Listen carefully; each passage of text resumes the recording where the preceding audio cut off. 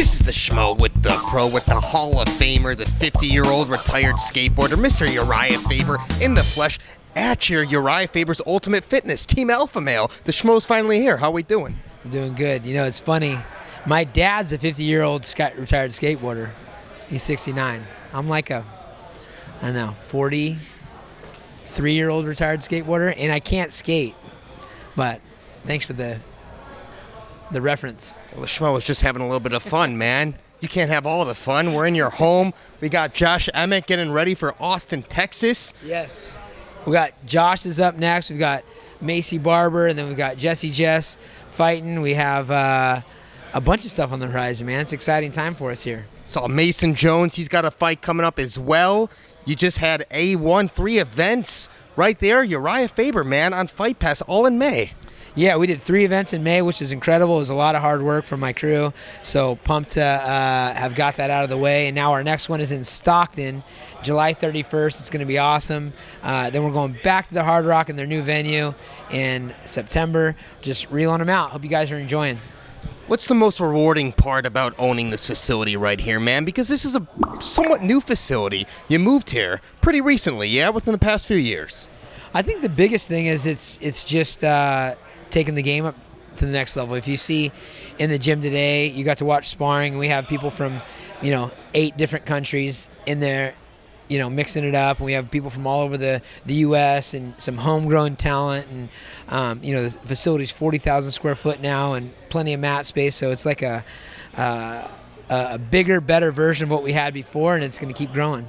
Wanted to get your opinion on what's shaking up right now in the bantamweight division. Someone you know well, Dominick Cruz, he's now got a fight with Chito Vera. Chito Vera's been calling him out for a long time. Finally, it's looking like they're going to be dancing here at the end of the summer. What do you make of that matchup? Oh, I love that matchup. That's a tough one. I know Song was trying to get Chito to fight him, but it doesn't sound like Chito wanted that fight again, not the rematch, probably for a good reason. But I'm glad he got the fight with Dom. Dom's a tough opponent. He's a crafty opponent. I think, style-wise, it's going to be a hard one to call. And then the featherweight division, a division you know well, it's pretty damn loaded too. Do you believe Evloev is a future champion in the featherweight division, 145 pounds? I mean, I'm not sure. It's hard to say. I mean, that's internal with him. I think he believes it, and if he believes it, I think there's a possibility. He's undefeated. He's 16-0. No one's beaten him yet. What do you think his psyche is, having not lost so far in the UFC? I mean, absolutely, that's some good momentum to have, but most people don't care about that. I know I've fought a lot of undefeated fighters or fighters on big win streaks, etc. It just takes one guy with the right mentality and the real right skill set to derail that train, but, that's up to them. And what are you looking for on a day like today? Today's Wednesday, it's sparring. You got all the best fighters in the area coming over here. What's your eye tuned into on a day like today? The nice thing is we have so many different coaches in here today. We had Karian from CSA and Fabio Prado and Danny Castillo and Joey Rodriguez and Guillerme.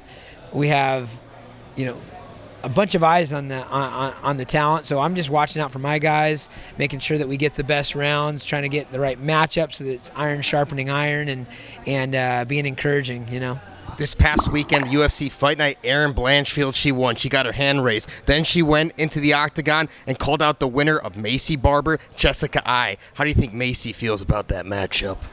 I think she's excited for that matchup. Blanchfield's tough. She's someone that we've watched a little bit recently, and I did see that. I turned on the fights the other night. I put the kids to bed, turned on the fights, and I caught the tail end of that fight, and then I passed out.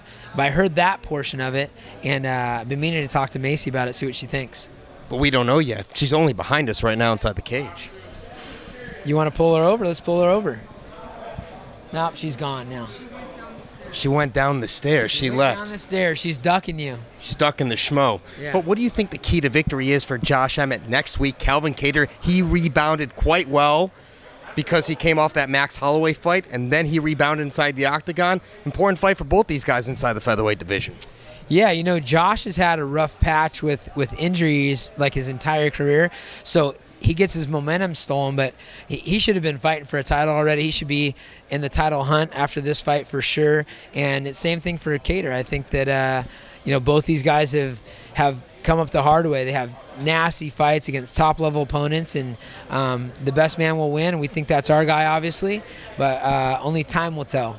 And who do you think will be holding the strap? Because we got Holloway Volkanovski 3 coming up as well. Who do you think is going to be holding the strap in the featherweight division when your guy, Josh Emmett, will be fighting for the title? Man, that's hard to say. Holloway, I think it was the last one. I know I thought Holloway got at least one of those fights. So I think it's a 2-1. Holloway, man, he's been looking so impressive lately. I think I'm going to give the edge to him. Chade Mendes, we saw him, BKFC.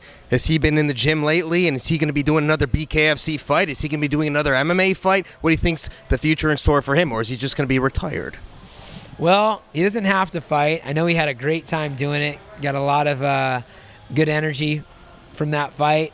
Had a lot of fun, so I don't think he has anything scheduled at the moment. He has been in the gym a little bit, but mostly doing the Fins and Feathers and Gills and Thrills trips, which I've had a chance to do, with alongside those guys. It's a lot of fun, but no definite answer on that. I would love to see him fight, though. He's great at it. Well, speaking of fighting, though, Sage Northcutt, he's been in the gym. He's been training. He's teasing on Instagram. He's got fight news coming up. We haven't seen him inside the cage. Sage Northcutt returning to one championship. Sage has been looking great. I mean, he's come in here and looks like he hasn't skipped a beat. He's been out for a little bit, and skill set's high, always in great shape, as you know, great attitude. He's a married man now, which is wild to think about. You don't think of Sage as the guy who's, the old crafty vet in the real world, but at this point he is. He's, got a ring on the finger, and he's got a comeback fight on the horizon. Things are looking good for Sage. And can we get a final message for all the Urijah Faber fans out there worldwide? Just tune in. We're actually doing a A1 combat competition, so it's going to be a grappling match on July 3rd. Just took this event.